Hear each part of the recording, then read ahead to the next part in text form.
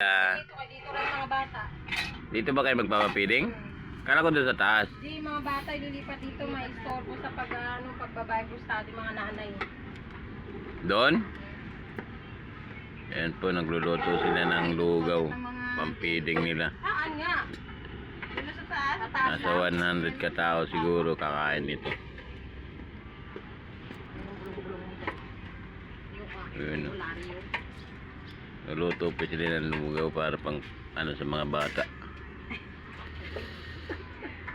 Eh, albularyo tayo dito. Albularyo.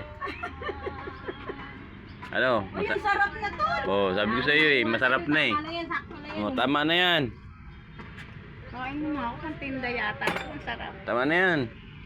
Magpapakain ba naman tayo ng di masarap? Siyempre Siyempre, mula sa masarap puso yan. yan. Ang sarap, grabe.